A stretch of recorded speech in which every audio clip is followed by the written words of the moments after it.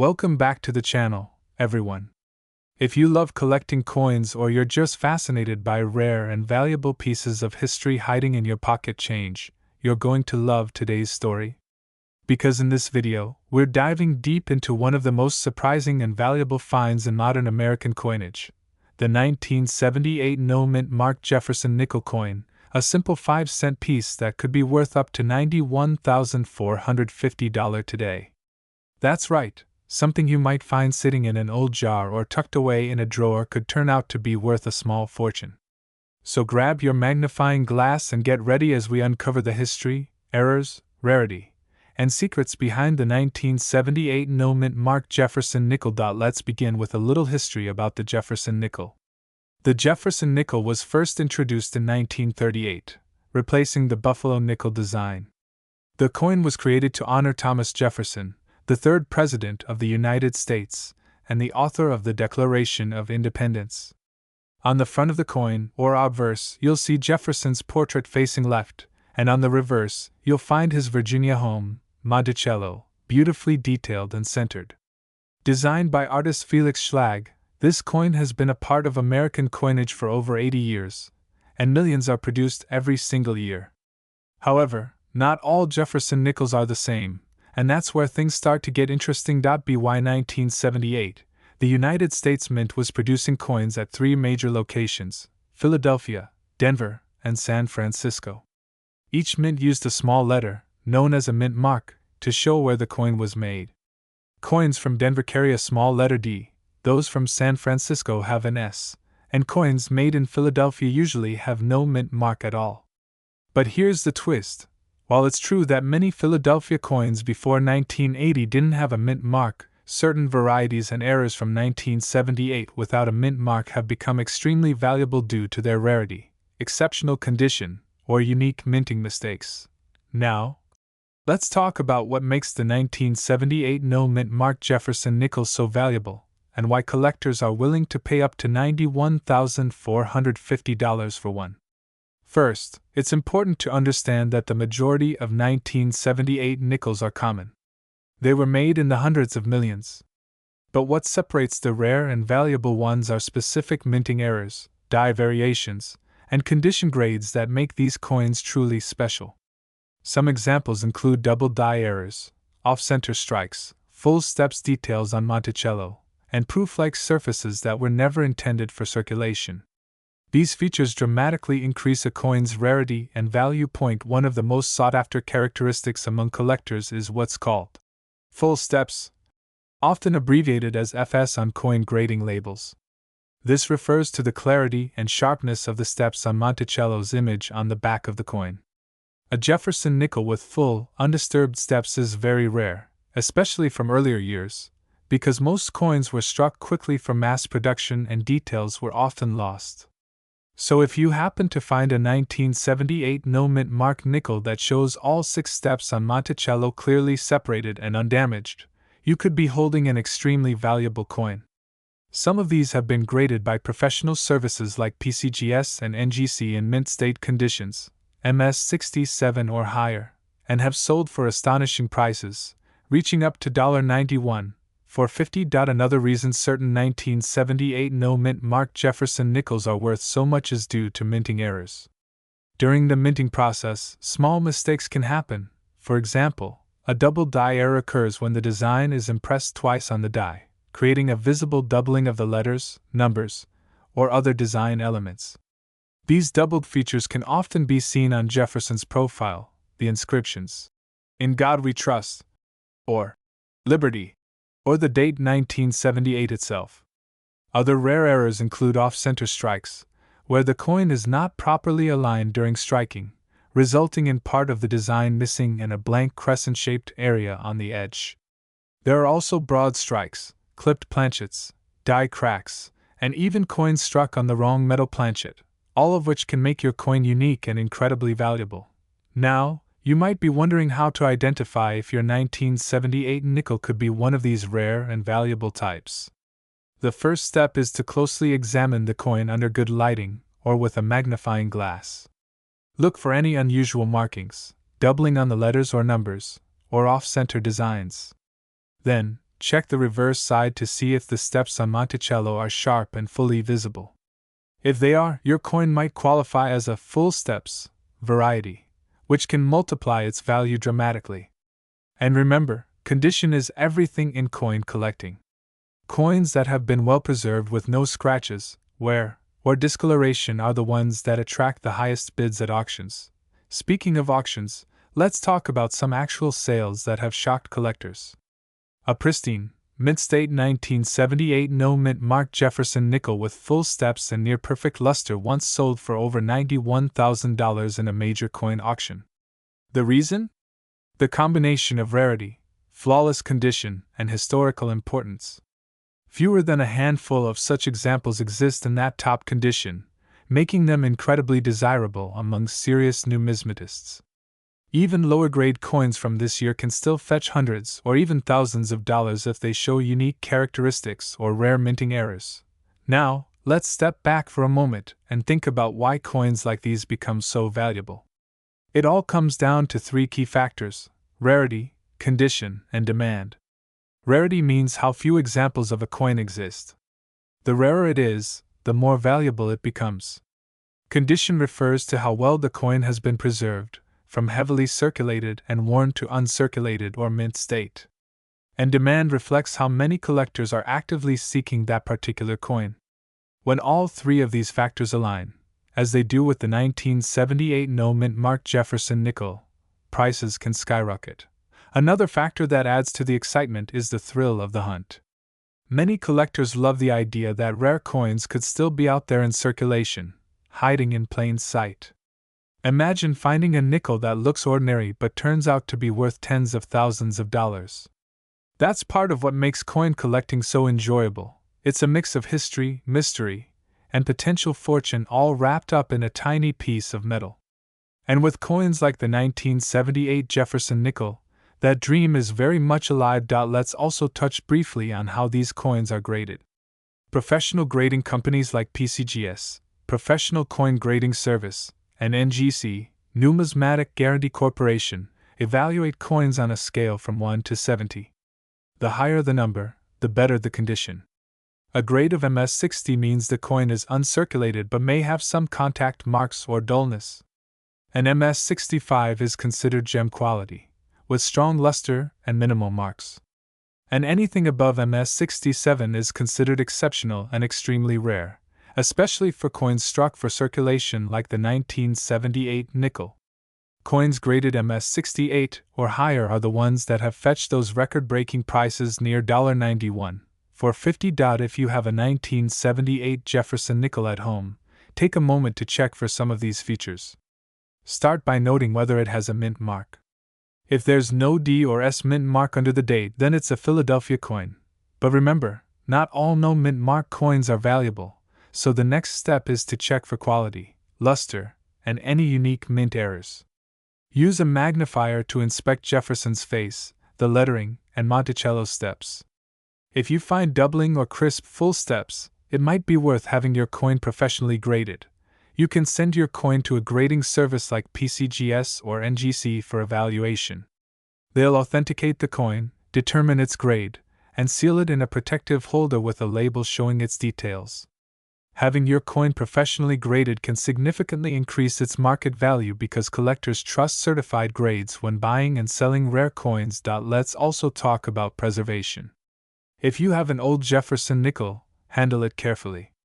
Always hold the coin by its edges, never touch the surface with your fingers, and avoid cleaning it. Cleaning can actually reduce a coin's value by damaging the surface. Store it in a protective holder, a coin flip, or a soft plastic case, and keep it in a cool, dry place away from moisture and extreme temperature changes. Another fascinating thing about the 1978 Jefferson Nickel is that it represents the end of an era before the 1980s changes to mint mark practices. Starting in 1980, the Philadelphia Mint began adding the letter P to its coins, making earlier no mint mark coins historically significant. That adds another layer of collectability and nostalgia to the 1978 no-mint mark nickels, especially for collectors who focus on transitional years in US. Welcome back to the channel, everyone. If you're a coin collector, treasure hunter, or someone who loves discovering hidden value in everyday change, you're going to love today's video. We're diving deep into the fascinating story of the 1990 mint-marked Jefferson Nickel, a 5-cent coin that might just be sitting in your pocket or coin jar. And guess what? Some rare examples of this coin have sold for an astonishing $89,564 in today's market. Yes, you heard that right. A regular-looking nickel from 1990 worth nearly $90,000. So grab your magnifying glass and let's explore everything you need to know about this incredibly valuable coin, from its history and design to its errors, variations, and what makes certain pieces so rare and collectible. Let's start with a bit of background. The Jefferson Nickel has been a staple of American coinage since 1938, replacing the Buffalo nickel. The coin features the portrait of the third President of the United States, Thomas Jefferson, one of the founding fathers and the principal author of the Declaration of Independence. His home, Monticello, which is located in Charlottesville, Virginia, appears on the reverse side of the coin. The design was created by Felix Schlag, a talented sculptor who won a national design competition held by the U.S. Mint in 1938. His artistic vision gave us one of the most enduring and recognizable coin designs in American history. Now, the 1990 mint-marked Jefferson Nickel was produced at the Denver Mint, represented by the small D mark located on the coin just to the right of Jefferson's bust. That year, both the Philadelphia and Denver Mints struck hundreds of millions of these coins for circulation. However, not all 1990 nickels are created equal. And that's what makes this story so exciting. In general circulation, these coins are worth only 5 cents, their face value. But under the right conditions, especially when the coin is in mint state or possesses a unique minting error, its value can skyrocket. The coin we're discussing today, a 1990 Jefferson Nickel that sold for $89,564, was a truly remarkable example of rarity, quality, and collector demand coming together. Let's break down why certain 1990 nickels can be so valuable. First, condition is everything in coin collecting. Coins that have never been circulated, meaning they show no signs of wear, scratches, or discoloration, are considered mint state, or MS, coins. These are the coins that collectors love most. The grading scale for coins ranges from 1 to 70. With MS 70 being a perfect, flawless specimen. A 1990 nickel graded at MS 68 or MS 69 is exceptionally rare, and these are the types of coins that can fetch thousands, even tens of thousands of dollars, at auction. Now, the coin that brought nearly $90,000 was believed to be in near-perfect condition, an MS 69 grade, making it almost flawless under magnification. When a coin reaches such perfection, and there are only a few known examples in that condition, collectors and investors are willing to pay massive amounts of money to own it. Next, let's talk about minting errors, which are another major reason why some coins from 1990 are so valuable. Error coins are mistakes made during the minting process, and depending on the type of error, they can make a coin extremely rare. Some of the most common and collectible mint errors found on 1990 Jefferson nickels include double die errors. This happens when the coin die strikes the design twice, slightly misaligned, creating a doubling effect on the lettering or design. If you look closely and see doubled letters like Liberty or In God We Trust, you may have a valuable coin in your hands. Off-center strikes. If the design of the coin is not centered properly, it can result in an off-center strike, where part of the design is missing or shifted. The more off-center it is, while still showing the date and mint mark, the rarer and more valuable the coin becomes. Die cracks or die breaks. Overused or damaged dies can cause raised lines or cracks on the coin's surface. Some collectors seek out these coins because each die crack is unique. Clipped planchet errors. Occasionally, the blank metal discs used to strike coins are improperly cut, leading to coins with a missing section or clipped edge. These errors are unusual and can command a strong premium. Each of these errors tells a small story about how the U.S. Mint's machinery and processes can sometimes go wrong, turning a simple 5-cent piece into a collector's dream worth thousands of dollars. Now, let's move on to how you can identify and evaluate your own 1990 nickel.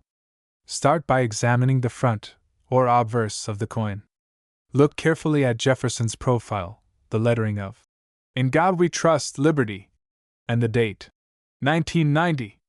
Make sure the D mint mark is present and observe its clarity and position.